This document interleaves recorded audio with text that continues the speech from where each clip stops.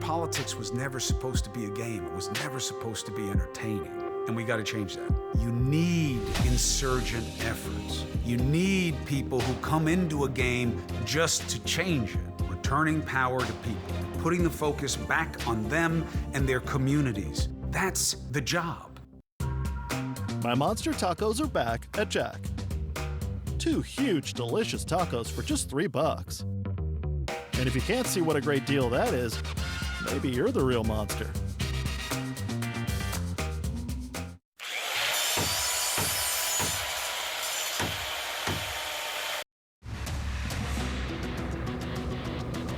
Good morning, I'm Rachel Menitoff, and we are live from Arcadia, where a massive fire broke out inside of a vacant building. Coming up next, what business owners believe may have caused it. And a family searching for answers after 2 men were shot, one of them fatally. We have the very latest on the investigation. Plus, Ciclavia returns to downtown LA this morning. The details on that and what you need to know about road closures. Good Sunday morning. Temperatures today will be pretty close to normal, and then cooler weather's on the way for the beginning of the week. We'll talk about all of that coming up.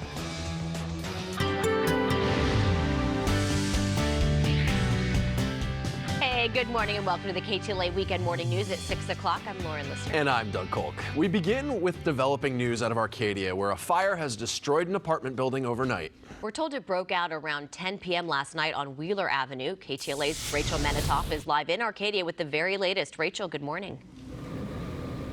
Lauren and Doug, good morning to you both. Yes, we are on Wheeler Avenue. The closest main street to us is Huntington.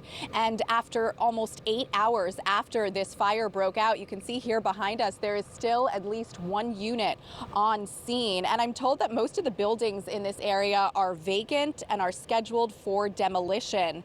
A redevelopment project is in the works for the area. And this fire started around 10 o'clock last night.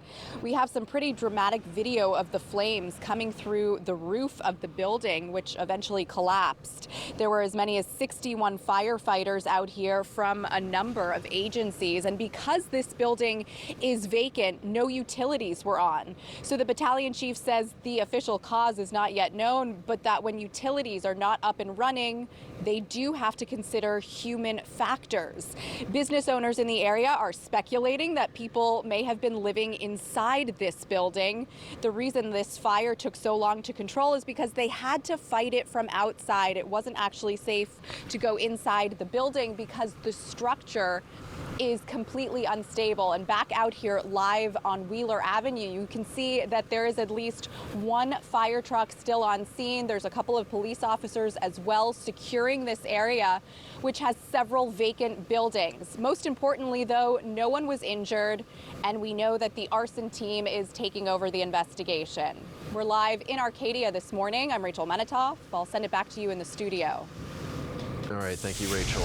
And now on to the latest in a deadly shooting in Hawaiian Gardens. 2 men were shot around 1 a.m. yesterday near Norwalk Boulevard and 226th Street. Deputies arrived to find the victims, one of whom was pronounced dead on the scene. The other was rushed to the hospital. KTLA is told one of those victims is related to a Hawaiian Gardens city official. There is currently no information about a suspect or suspect vehicle at this time. Some developing news in Griffith Park. That's where police are investigating a deadly hit and run. Officers tell KTLA a man was walking on Ferndale Drive near a parking lot when a woman driving a Lexus hit him and took off. This happened around 3:15 yesterday afternoon. It was close to the trails that lead to the Griffith Observatory. The man was rushed to the hospital where he later died. This morning, police are still looking for that driver, described as a short-haired woman in her 40s. An ATM crook caught red-handed. San Bernardino PD watched live surveillance footage as an ATM skimming device was placed on a Bank of America terminal on Highland Avenue Thursday.